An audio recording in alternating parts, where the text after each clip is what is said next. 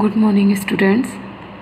आज हम class 10th का राम लक्ष्मण परशुराम संवाद पार्ट 2 का 5वां काव्यांश लेकर आई हूँ। पहले हम इसका वाचन करेंगे। तुम तो कालू हाँक जनु लावा, बार बार मोहि लागी बुलावा। सुनत लखन के बचन कठोरा, परसु सुधारि देऊ कर घोरा। अब जन देई दोष मोह लोगी, लोगु कटुबादी बालक बद जोगी जोगु। बाल बिलो की बहुत मैं बाँचा, अब यहु मर निहार भा साँचा। कौशिक कहा क्षमिया अपराधो, बाल दोष गुण गनहि न साधो। खर कुठार मैं अब करूँ कोही, आगे अपराधी गुरुद्रोही। उतर देत छोड़ो बिनु मारे, केवल कौशिक सील तुम्हारे। नाता यही काटी कुठार कठोरे, गुरहि उरिन होते सम थोरे। गादि सुन कह हृदय हसे, मुनि हरि हरे सूझ।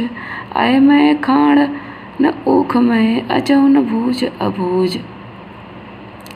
अब यहाँ पे बच्चों देखेंगे कि लक्ष्मण जी परशुराम से कहते हैं कि मुझे तो ऐसा लगता है मानो आप काल को आवाज़ लगा के, तुम तो काल हाँको जनु लावा, कि तुम जो हो काल को हाँक करके यानी आवाज़ लगा के बुला रहे हो। बार बार मोहि लागी बुलावा, यानी लग रहा है मुझे बार बार उसे तुम बुला रहे हो। सुनत लखन के बचन कठोरा, यानी लक्ष्मण जी के कठोर वचनों को सुन करके, कठोरा यानी कठोर वचनों को सुन करके, परसु सुधार धैर्य कर घोरा। परशुराम जी का क्रोध और बढ़ जाता है, बहुत ज़्यादा ही बढ़ जाता है, और उन्होंने अपने भयंकर फरसे को घुमा करके उनको वो क्या करते हैं, बहुत ज़ोर से उसको पकड़ लेते हैं। परसु सुधारि धैर्यों कर घोरा, यानी उसको परसे को सुधार कर यानी उठा करके, धैर्यों कर घोरा उसको उठा करके हाथ में धारण कर लेते हैं। अब जनि देव दोष मोहि लोगु, अब वे कहते हैं कि कोई भी मुझे अब कोई दोष नहीं देगा। फिर वे क्या कहते हैं, अब कोई मुझे दोष अब नहीं देगा। कटुबादी बालक बद जोगी,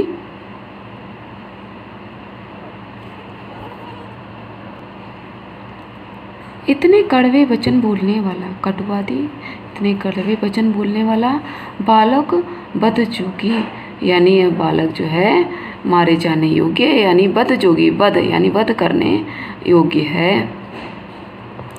बाल बिलोक बहुत मैं बाँचा, बालक देख करके, बाल बिलोक यानी बच्चा, बिलोक यानी देख करके, बहुत मैं बाँचा यानी मैंने इसको बहुत बचाया है। अब यह उमर निहार भा साँचा, यानी अब यानी बालक को देखकर मैंने इसे बचा तो बहुत लिया, पर अब यह सचमुच ही मरने वाला है, कि अब यह सचमुच ही मरेगा। परशुराम के क्रोध को देख करके कौशिक कहा क्षमिया अपराधो, अब परशुराम के क्रोध को देख करके विश्वामित्र जी उठकर खड़े हो जाते हैं और कहते हैं, कौशिक कहा क्षमिया अपराधो, कहते हैं कि इनका अपराध को क्षमा कीजिए। कौशिक यानी विश्वामित्र, पहले मैं बता चुकी हूँ, अपराध क्षमी अपराधो, इनके अपराध को क्षमा कीजिए। बाल दोष गुण गनहि न साधु, बालकों के दोष और गुण को, बाल दोष गुण गनहि न साधु, बालकों के दोष और गुण को गनहि न साधु, साधु लोग नहीं गिना करते हैं। यानी साधु लोग जो होते हैं बालकों के दोष और गुण को नहीं गिनते हैं।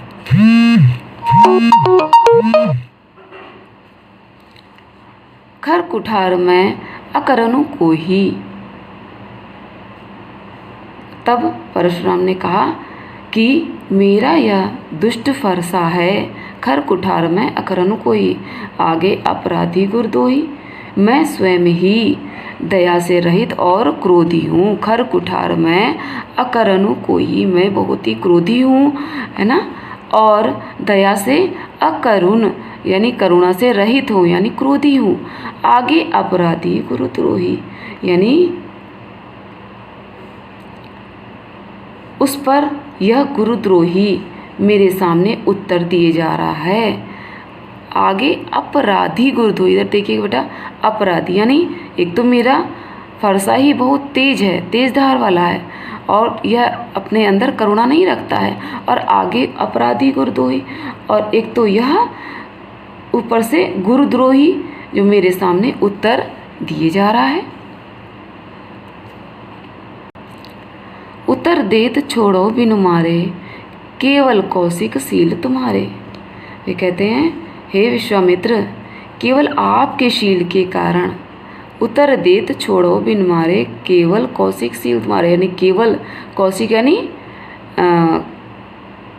कौशिक यानी विश्वामित्र के लिए बात हो रही है कि आपके शील, आपकी शीतलता के ही कारण मैं क्या कर रहा हूँ, उत्तर देत छोड़ो बिन मारे, मैं इसको मारने के लिए छोड़ दे रहा हूँ, मैं इसको अब नहीं मारूंगा।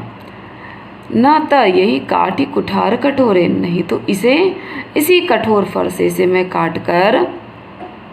काटी कुठार कठोरे, इस कठोर फरसे से काटकर गुरहि उरिन होते हूँ श्रम थोरे, यानी थोड़े ही परिश्रम से गुरु के ऋण से इसे मुक्त कर देता। गुरहि उरिनी होते हूँ श्रम थोरे, यानी थोड़े से श्रम से, थोड़ी सी मेहनत से, गुरहि उरिन गुरु के ऋण से मैं इसको मुक्त कर देता।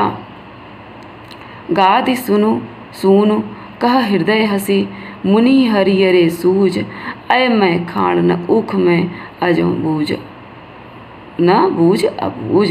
गादि सुन यानी परशुराम ने वचन सुनकर विश्वामित्र से अपने हृदय में हंस करके सोचा, मुनि परशुराम को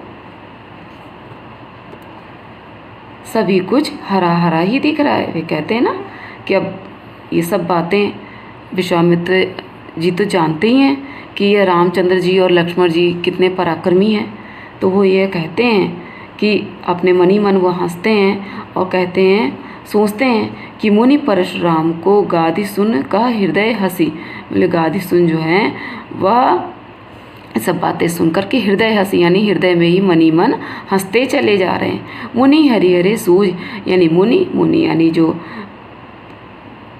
परशुराम जी हैं, इनको सब कुछ हरा ही हरा सूझ रहा है, सब हरा ही हरा दिख रहा है। सॉरी, अर्थात इनको चारों ओर विजयी होने के कारण ही यानी हर तरफ हर समय यह विजयी रहे हैं, इसलिए इनको क्या है, राम और लक्ष्मण को यह साधारण ही समझ रहे हैं। अय मैं खाण न ऊख में अजो न बूझ अबूझ, यह हर समय विजयी होते रहे हैं, तो इनको राम और लक्ष्मण को यह साधारण क्षत्रिय ही समझ रहे हैं।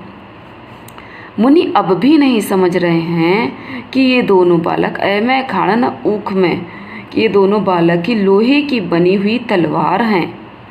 अय मैं यानी लोहे की, खाण न ऊख में अजो यानी लोहे की बनी हुई तलवार हैं, गन्ने के रस की नहीं, ऊख यानी गन्ना, मैं अजो हूँ, न बूझ अबूझ यानी लोहे की